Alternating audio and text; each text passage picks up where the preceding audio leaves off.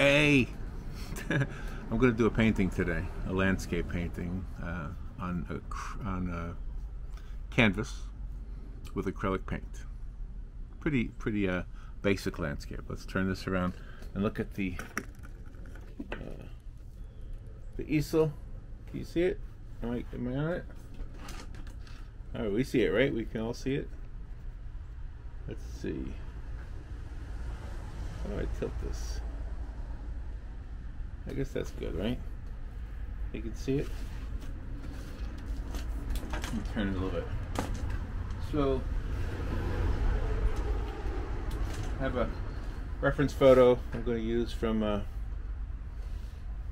internet. It's basically just a hilly landscape, and it's mostly, you know, like fall colors, like the green grass is no longer green, that kind of thing. So, the first thing I have to do is put some gesso on, if I can open it, and then I'll put a complementary color on it. Oh my gosh, this is solid stuck. Oh, I got it, okay. Alright, so somewhere I have a paper plate here, I think.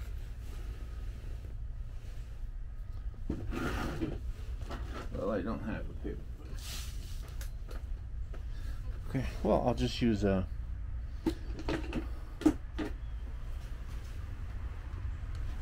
I don't know what I did with my paper plate.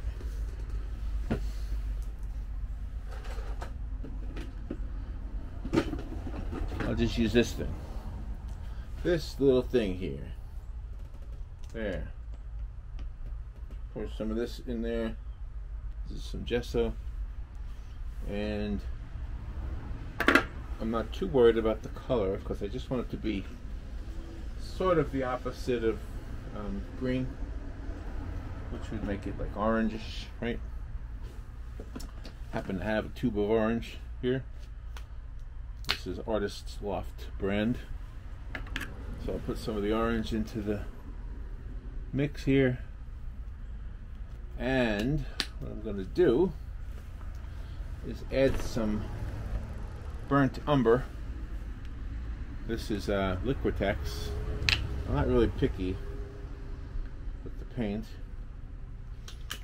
So I did that so that I have these three colors. I think I'll add a little bit of yellow to it also, just so I have a couple of choices here.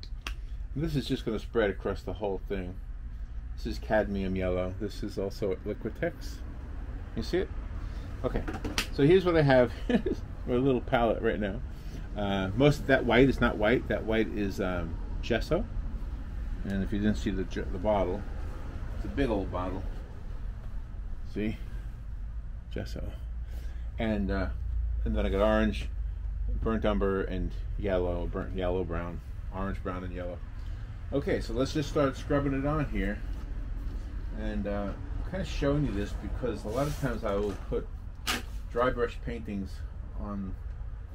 online that are done digitally, and I don't know that you get the full sense of the dry brush technique when I do that. So, but the most important thing here is to get a layer on of gesso. Mostly the gesso is important. It gives it a little flavor, a little texture, and you get the idea. And now down here, I'm going to mix in that brown, that burnt umber, just to keep it a little darker than the top, because basically this is going to be ground and sky. So that's why it's the way it is. We'll see as it develops, you'll see.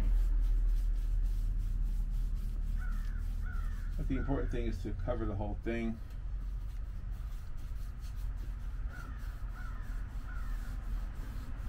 There's some rolling hills back there. And obviously you can tell I'm using a big old brush here, like a house brush, a house painting brush. What I like about the reference photo is that there's a dog sitting in the field here. So, yeah, kind of makes it like that a little bit. Well, because, you know, the distant horizon is never necessarily a focal point. It's usually kind of hazy, or at least in a painting, you know, the haziness gives it that feeling of distance. So after I get all this on here, then I'll go get a paper plate, because I'm not liking this plastic thing as a palette right now.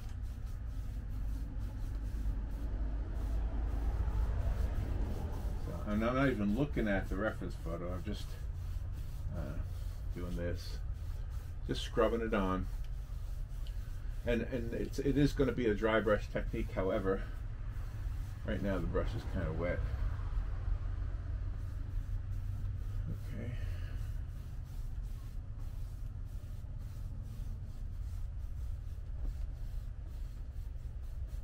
Just a couple of hills and valleys happening in this picture. I'm just doing it from memory. Just some places for the light to create shadows, etc. That's the whole idea here.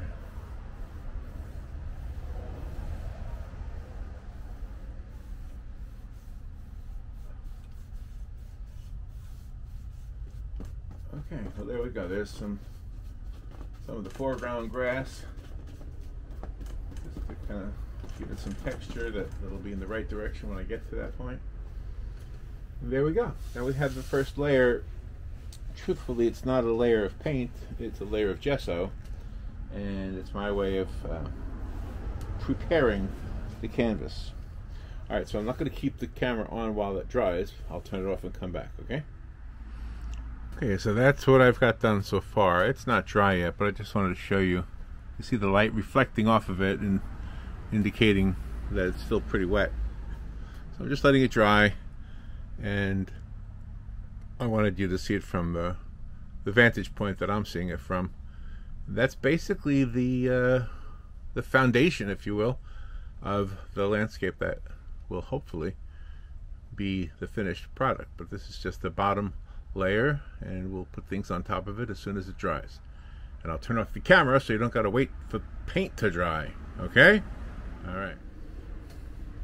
Okay. I got my palette here. Can you see it? I have a light blue-gray, and that's actually from the tube. Let's see if I can find it. Where is it? Here it is.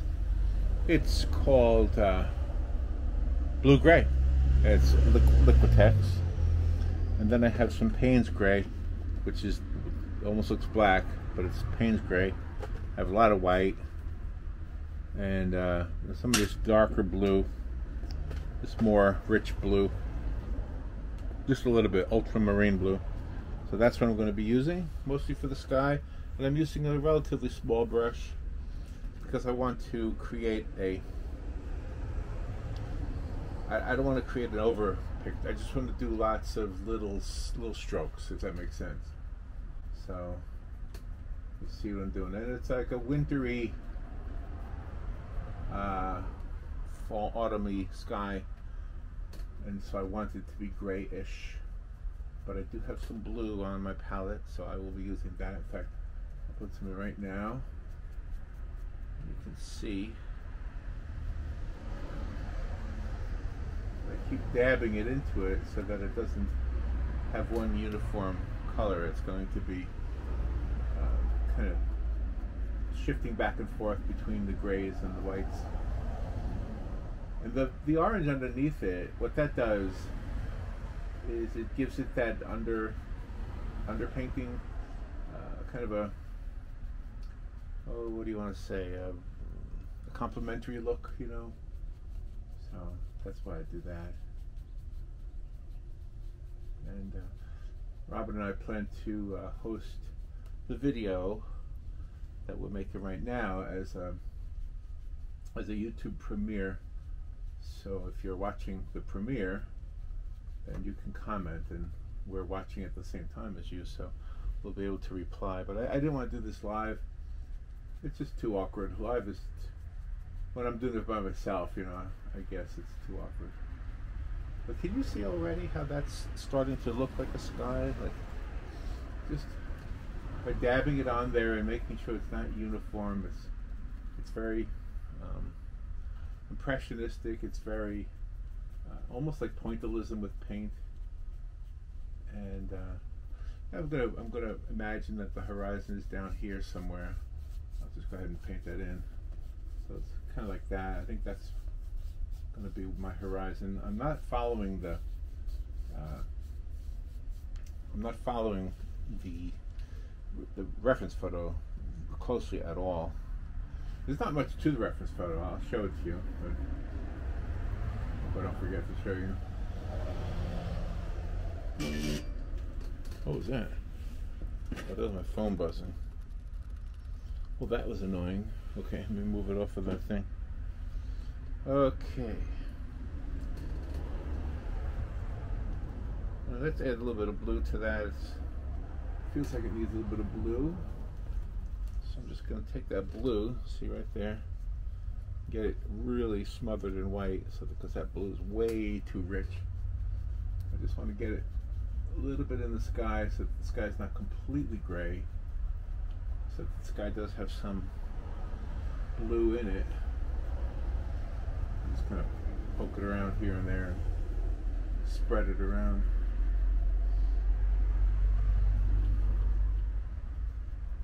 So, I'm not using my favorite easel right now. It's kind of shaky. This is an easel that Robin and I bought 2 easels for our trip to New Jersey, to Long Beach Island. We participated in a plein air painting event up there, and so we didn't bring the French easels, which are my favorite. We brought these little portable easels only because they're portable, and I chose it today. I don't know why. I just did. No real reason. And I think it's good to note that usually the closer you get to the horizon, the less defined the color is in the sky, unless it's the sunset or the sunrise. Then it's very defined. It's kind of odd, isn't it? In the middle of the day, it's less defined, and the beginning and the end of the day, it's more defined. All right, so let me keep spreading this blue around. So the blue is making its way. Isn't that cool? How the blue kind of makes its way. I only put a little dab of blue on there. I put less blue on there than you put toothpaste on your toothbrush. Because it's such a rich hue, it spreads really good, really well. And I'll probably let this layer dry also before I begin the ground. And the good thing is you can always come back. It's, you know, the one similarity between traditional paint and digital paint is that you can do it in layers, and you can correct things by changing the layers. On digital, on traditional, you really can't correct things by changing the layers. You just have to paint over them. That's the idea. The idea is to it's the thing I heard about airplane pilots, is that they're constantly correcting their course. Well, it's the same way with painting pictures. You're constantly correcting your course.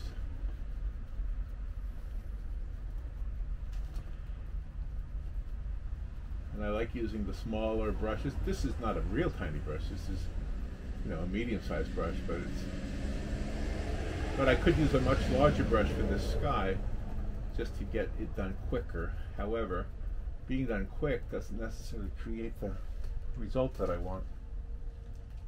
So that's why I'm doing it this way. That orange paint is not completely dry, by the way. Some of it's coming up, but that's okay. It spreads a little bit, mixes in a little bit with the grays and the blues.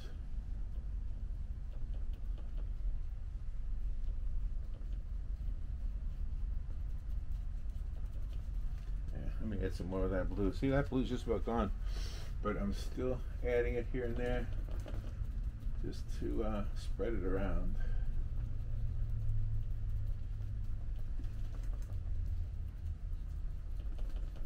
I'm really not using the Payne's gray much. I thought I would, but turns out I'm not using it. I'm preferring the light blue gray and the white and the blue to be my three out of the tube colors. Now if I didn't have out of the tube colors, if all I had was the primaries, I would have used blue, of course, and white. I guess that's it. I don't think I would have used any black. I think I would have achieved gray maybe by adding a little bit of red to it. Because red would be the complementary and the color that brings down the hue, the saturation.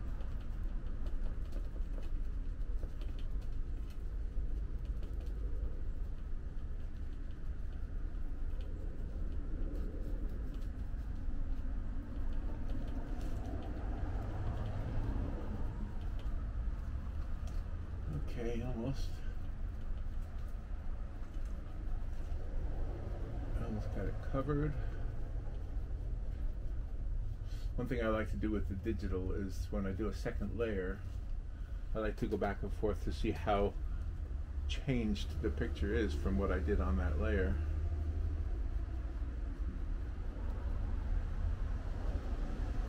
Okay, now I'm going to try to do a little bit of maybe a semblance of some clouds, just because the sky in the reference photo has no clouds at all, and clouds are just nice to have in a painting, I think.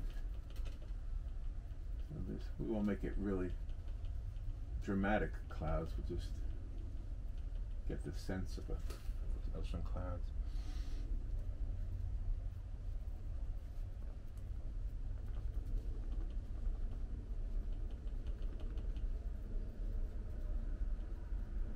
Yeah, see how that blue is coming through a little bit now, and making the clouds look more like clouds.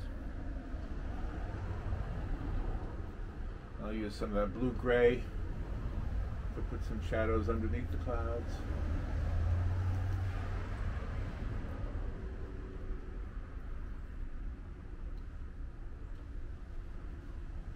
Kind of like the day today. I can just look outside the porch here and see these exact same looking clouds. There's not much definition to them. So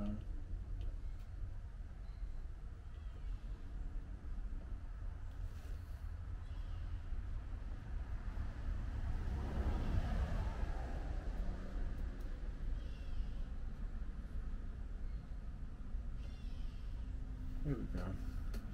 So there's our sky. I think that's going to be the sky.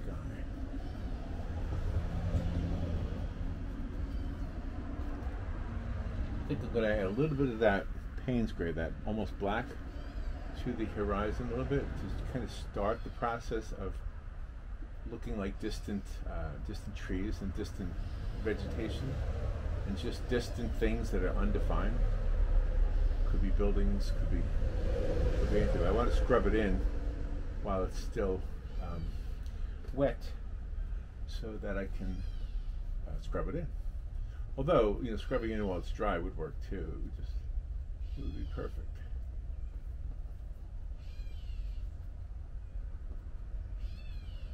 We don't want to do the whole horizon though, we're just a little bit of it.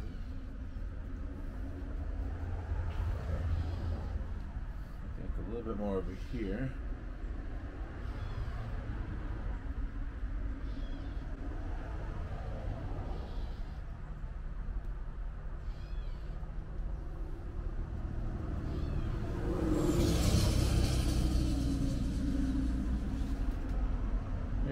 Starting to look like a hill, right?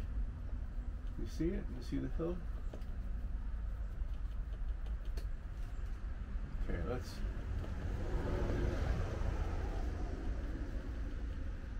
Now if this was oil, and you were waiting for it to dry, you would obviously have to wait a couple days. Really. But it's acrylic, so it'll dry pretty quick. All right, so that's what I want to do. I just want to put it like that. I'll put my brush in the water, let it sit, and let this dry. Let me pick up the camera and show you. Okay, there we go. So that's what we have so far. You can see it happening. You can see it starting to happen already, right? Okay, I'm going to turn off the camera and be back when it dries, when this part dries. Okay, I think it's ready to continue. So let's add some colors now to the palette. I want a very, very, very subtle green, so I'm going to use yellow ochre. Yellow ochre. This is from Master's Touch brand. I put a few pieces, a few drops on there. I'm going to add. I think I'm going to keep sticking with this burnt umber. I think that's going to make for nice dark areas on there, and I'll keep that Payne's gray because I'm probably going to use that to really get it going. You know, I got a little bit of this. Now this is kind of, it's called light olive green by Liquitex. I'm just going to put it on there just in case I want to grab some of it here and there. I don't want to make it too green because I want it to be an autumny kind of a feel. But I do want some green, so what I'm going to do, this is cyan, primary cyan, and I'm going to put a little bit of that on there also, so that's not quite as blue as the ultramarine I had before. And finally I'm going to put a little bit of yellow, and I still have white on here, so between the yellow and the white I'll be able to do some of the highlights of the grass. Okay, I'm going to take a clean brush, and it is it's an old, not so good brush, so it doesn't have a whole lot of flexibility, and that I like that. I like that. Okay, so now what I'm going to do, so I'm just going to kind of try to paint what I think would make for a nice landscape here. I want to make sure I get the pieces in there. Now this is going to be, look, brushes and stuff in the back. I'm going to try to put them in first, I think. Just little pieces. Just little tiny things. You see I'm using the Payne's gray a little bit and mixing it with that burnt umber. So what I need to do is I need to smear this a lot. I need to make the brush dry. Yeah, that works a lot better. When it was wet, it wasn't doing what I like it to do. So, keep it dry.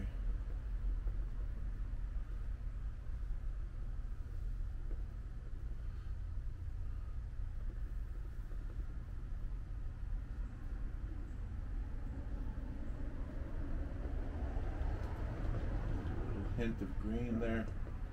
By adding that yellow, it turns it to look a little bit green.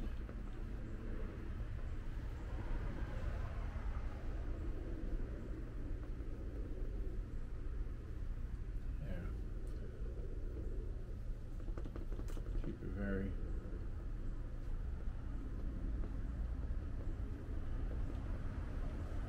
very non-uniform. I don't want it to be uniform.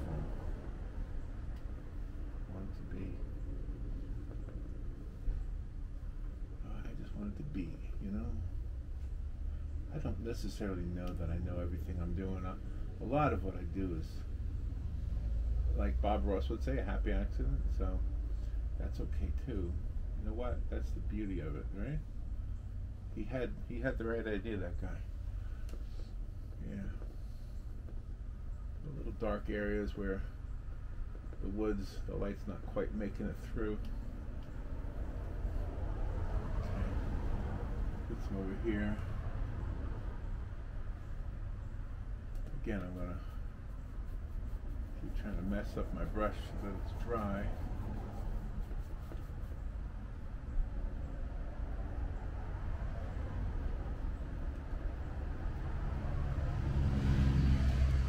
And then add that background color there.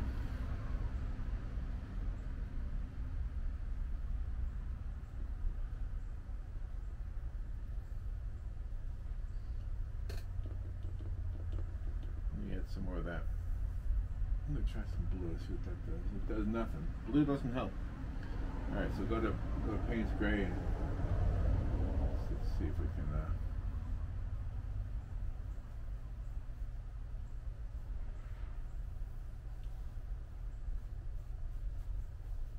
we want to kind of make this a little bit of a valley down here, I think. Let me just kind of define that for myself so I don't lose vision of this, what this is supposed to be here. Yeah, we could just add some darkness to here. Just bring the shadows of the hills back up into the hills.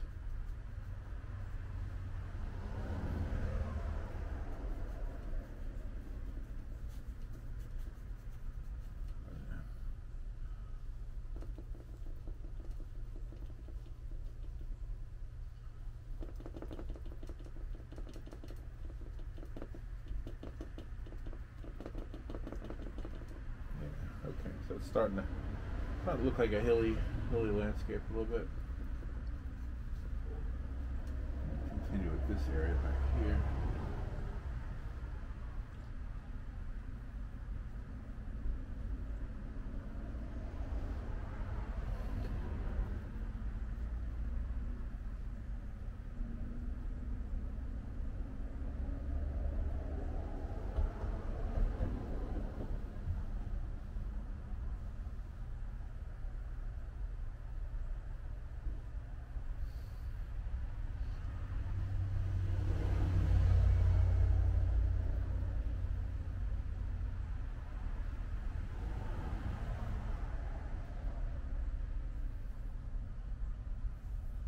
To use a smaller brush to get some of these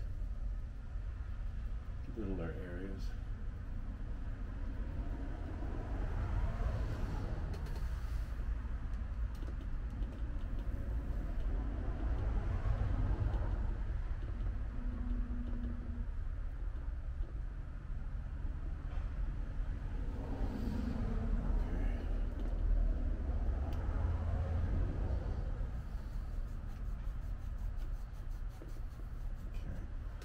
Yeah, let me get a smaller brush. This tiny little brush here. And I'll add some of the whites and the yellows. Just to fade it out a little bit.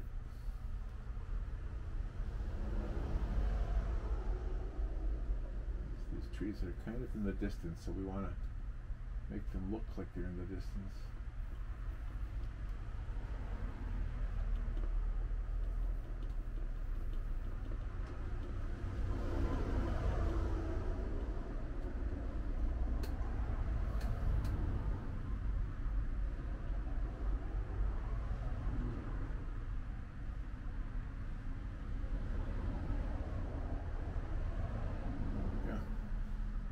Starting to look right, huh? Starting to look like it should look. Fade it out a little bit.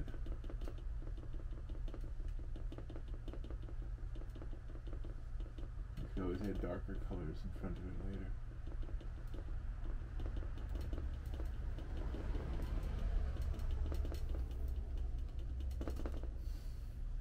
Yeah, it's definitely not a defined horizon. There's a lot of stuff happening on that horizon.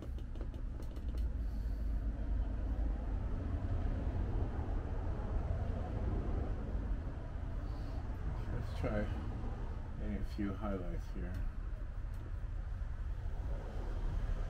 Try to imagine the sun hitting it. So the sun would be hitting it from that angle, like from the left. going to the right. So let's put some, I might need to let it dry.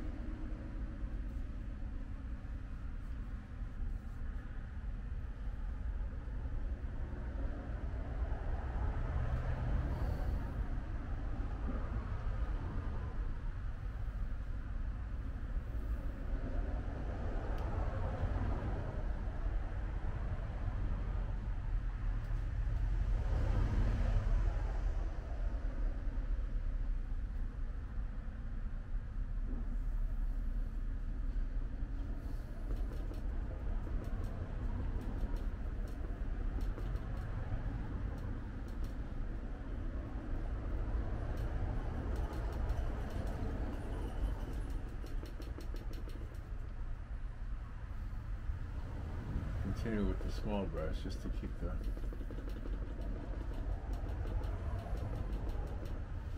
dots looking like dots, and add some Payne's gray to make it darker in places.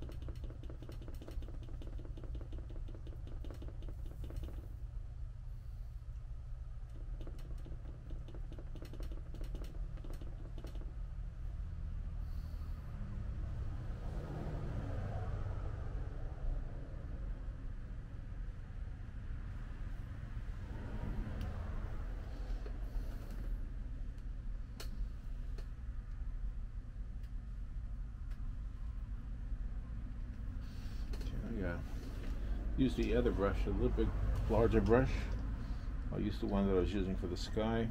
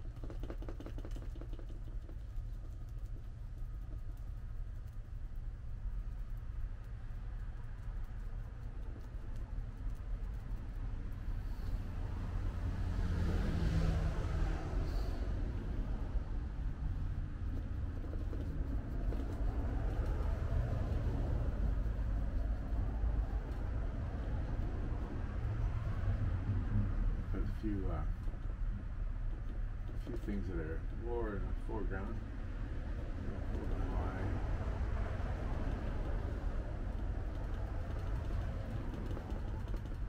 A few things like that. I'm not so sure that I thought about that in the beginning, but it looks alright, I guess.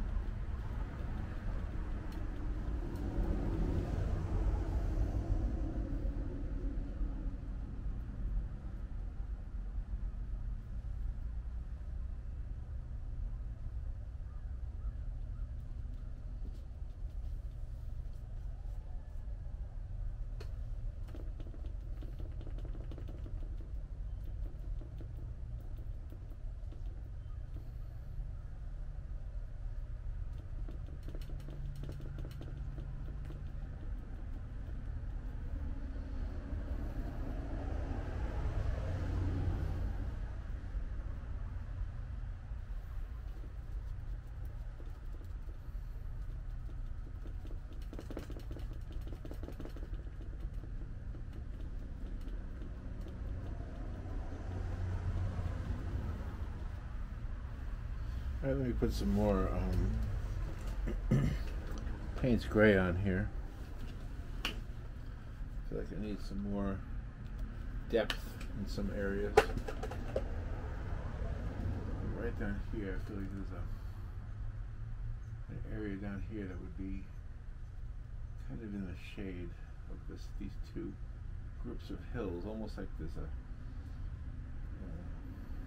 gully here when it rains and the water perhaps takes this path. That's how I'm seeing it right now.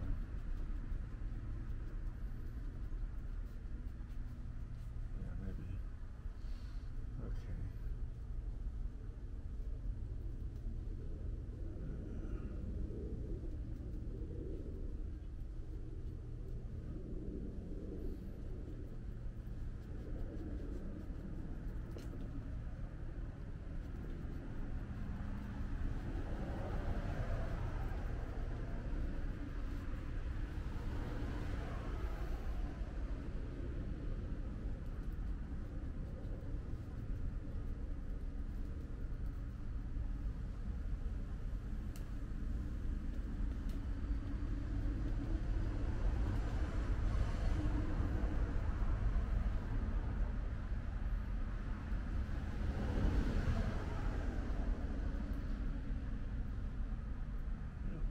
That is a body of water. Maybe that is a river of some sort. Yeah, I think it might be. Yeah, I think that's some kind of a stream. That's what that is. See, I didn't see it at first. Now I see it. Absolutely. Yeah, that's what that is. That dark area right there.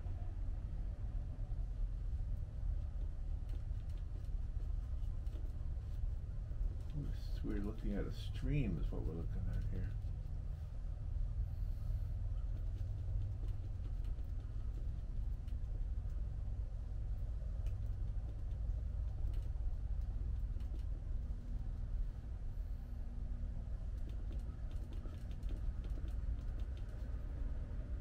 That's what that is.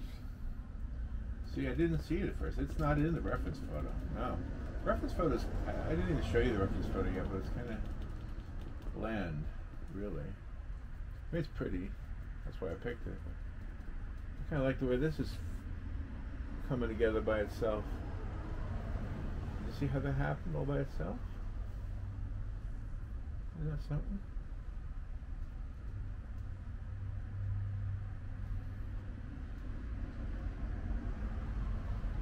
Yeah, I think so. I think it happened all by itself. It wasn't planned. I didn't sketch it out. The unplanned landscape. Yep. That happens sometimes. That's what you call a big happy accident, right? Absolutely. So I think a few. I don't know, it looks like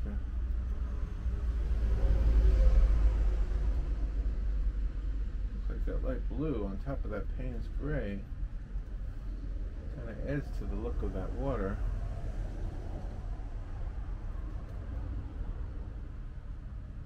Who knew that was going to do that? I guess God knew. I didn't.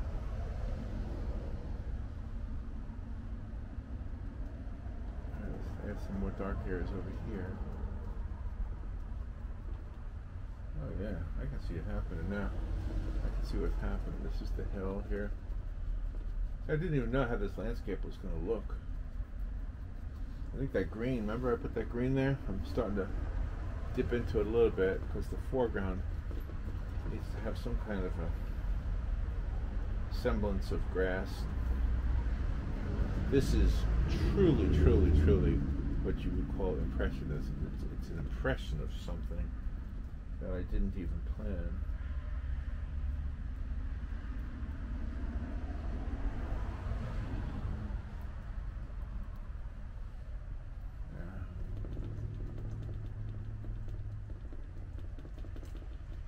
And that orange that I added to the undercoat is really helping. It's pulling everything out. And I don't know if you can tell it right away, and I guess we could argue that it would have done the same thing if I didn't do that. I don't know. I really don't know.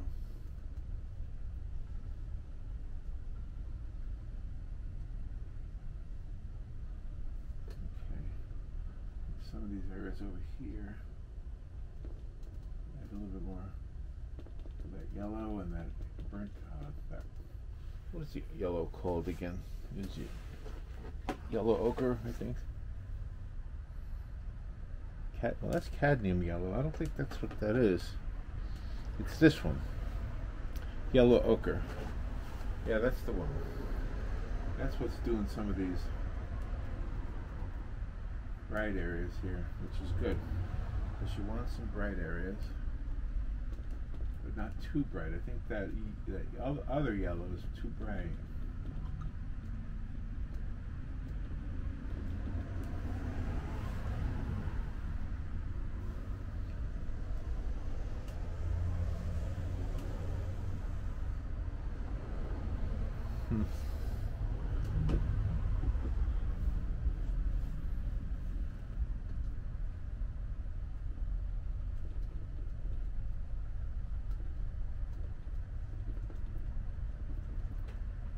Let me just pull up on a few pieces here. I'm going to add some of that light blue to this. And now I see there's a river. I see there's a little stream. Probably has some reflections that are coming right down the middle of it.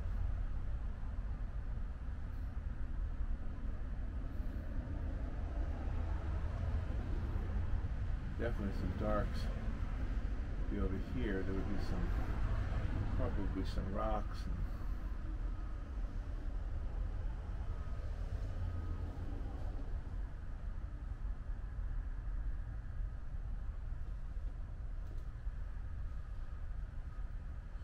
I didn't put the dog in there. Maybe I won't. Maybe I won't. See, I originally picked the reference photo because it had a dog in it. But that's because the dog made it stand out. I think in this case, this little river is making it work.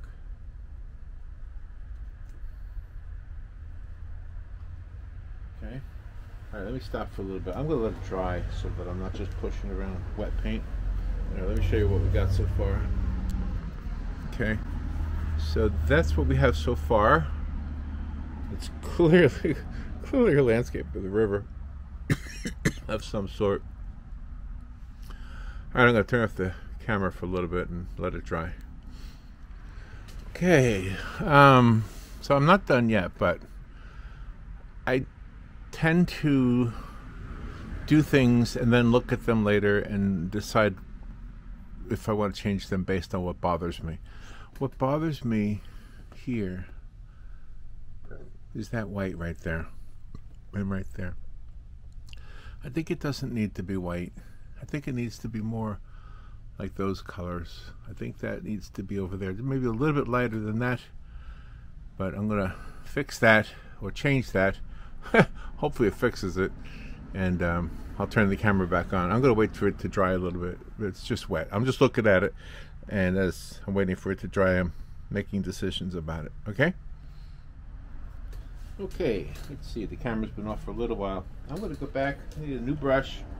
It's a used brush, and I mean, it's not a new brush. It's washed, but it's stiff, and that's what I'm looking for. So now I'm going to go for this color here and add a little bit of brown to it, or burnt umber. And I'm going to try to diminish some of this white here. I kind of don't like that so bright over there. It's a little bit annoying to me. It just doesn't seem like it should be that bright. And maybe this yellow ochre is the brighter spot. The other thing I wanted to tell you is that as I look at this, I can sort of see contours in the landscape, like here and here, and places that would catch the sunlight if it was coming from that direction. So since I can see that, I'm going to get rid of some of this white also over here. That white is bothering me. I want it light, I just don't want it white. So I think what's happened, when you make up a landscape, it's not really based on anything real, because I really didn't even look at the reference photos I did this. You know, part of the reason was it was awkward. I had it on my iPad, and you know, picking it up and looking at it, it's not always easy. It's awkward. That's the best way to say it. Alright, so now I'm a little bit happier with the way these light areas look. They're not so white. And now I want to kind of look at it and see where, if this was a real landscape, where would the light be hitting? And the light would not be white, it would be this yellow ochre. That's, I think, the color that we would see. So there would be lots of little contours as we get closer to the viewer, closer to the camera, so to speak. So I don't want to put lines, I just want to put dots, almost like it's reflecting off of rocks that are perhaps close to the edge, or perhaps leaves. There might be leaves down there. It's impressionism, so it's kind of in the eye of the beholder, somewhat. So where there would be shadows and where there would be light is what I want to kind of decide now. So I think right here there would be some darkness. Looks like maybe a little edge there, a little cliff. It's like a little bit of a few places there where maybe the water creeps in and it doesn't have an exact flow. It's just, you know how water is. It goes wherever it wants to go, right? So that's what I'm kind of trying to do here. And some of the darkness that's equal to the darkness of the water is not water at all. It's just dark areas. So I want to do that too. I think some of the river, now that we've decided it's a river, I'll just kind of keep doing this. And I like the idea of the light blue in the middle. That kind of looks really nice. I'm going to maybe make a mistake, but I'm going to add just a few white areas, just as if it's reflecting light. A few, just a tiny bit, just dipping it in a little bit. Just to get a little bit of sense that it's not, that it is water, that it is reflecting. All right, now that's way too much. I have to really work that to get rid of that, what I just did there. So let me work the brush a little bit back and forth. Yeah, that's doing it. Yeah, and that's kind of my method. My method is to experiment, and then when I realize the experiment fails, I undo it.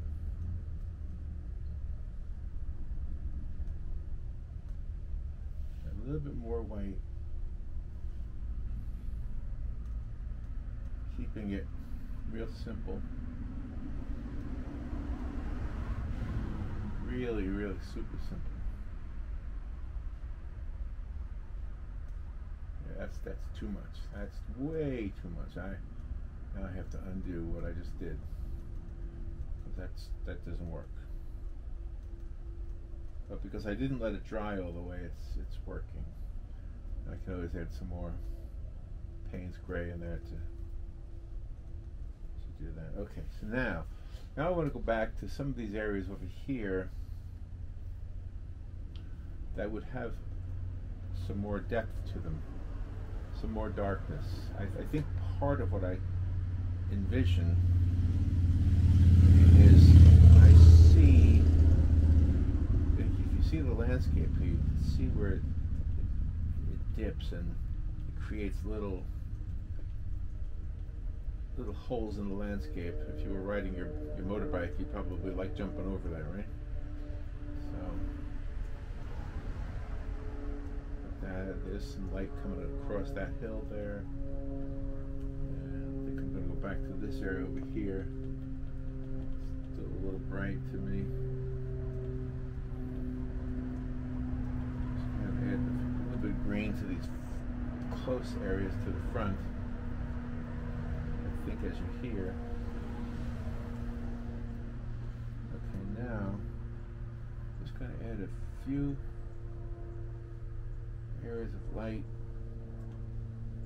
there. Okay, this is still too white.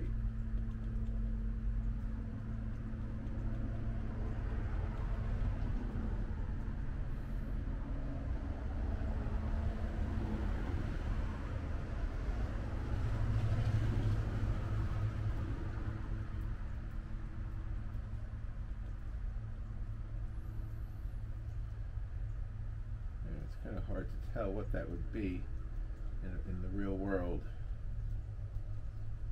Impressionism is almost it's almost like looking at the world with blurry eyes, with foggy lenses on your glasses or something.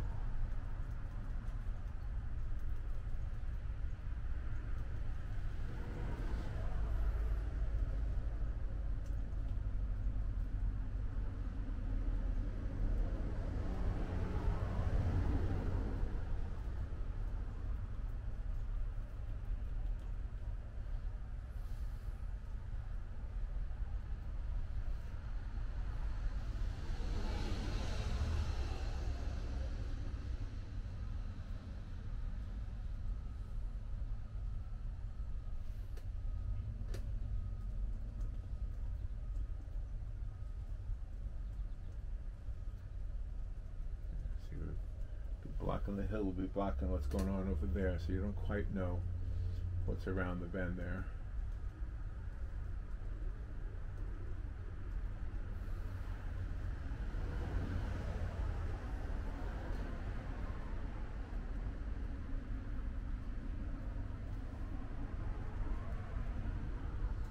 And like I say, there's a few areas here that look like they've got some holes in the earth, or not holes, but just areas where the light is being, where shadows are being cast.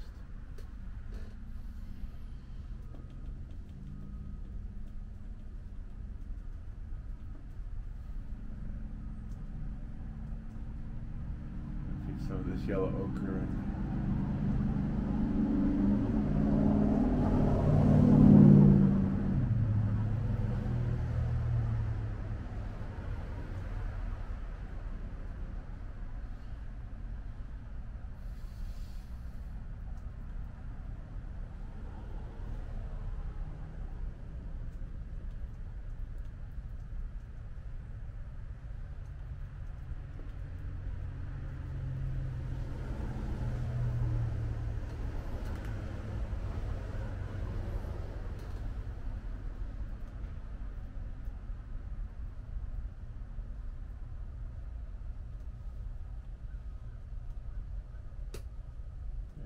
darker over there.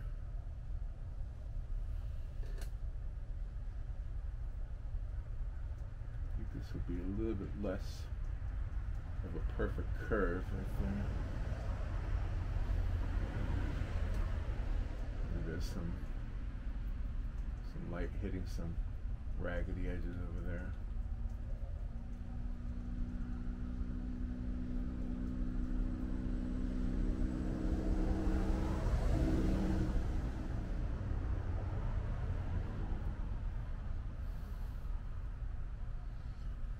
Now let's take a little bit of time to look at this foreground.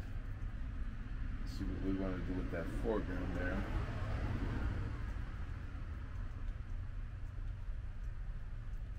Okay, so the foreground, I think in my mind, it should be a very, very small brush like this one, and probably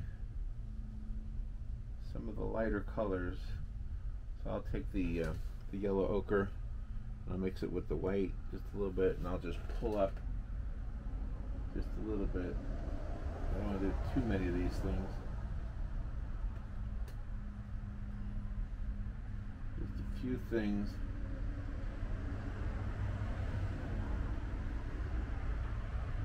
A few vertical lines, never hurt anybody, you know?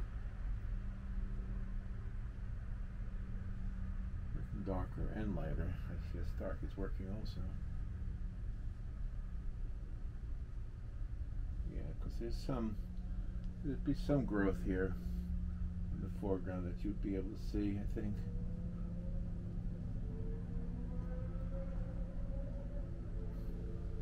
It's probably growing through the water as well as along the edge of the water.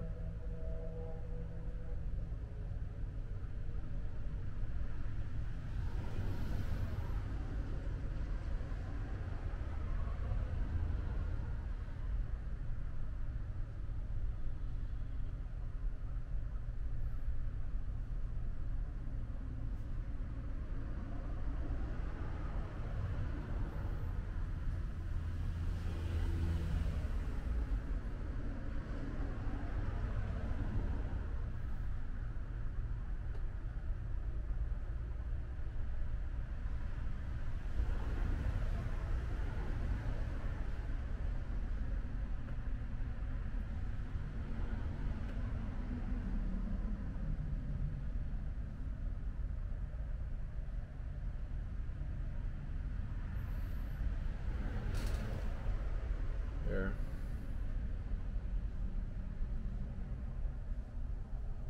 I think it's done. I think the landscape is done. Okay, now I'm gonna put my name on it. I hope I can do it good. I kind of don't like putting my name because it's so it becomes so big.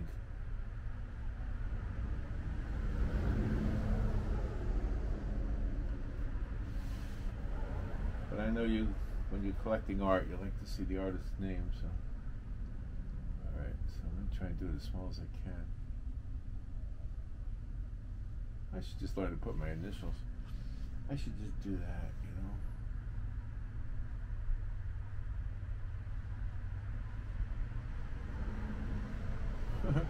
It's going to be hard to see my name, I think. That's okay. It's enough, you'll know.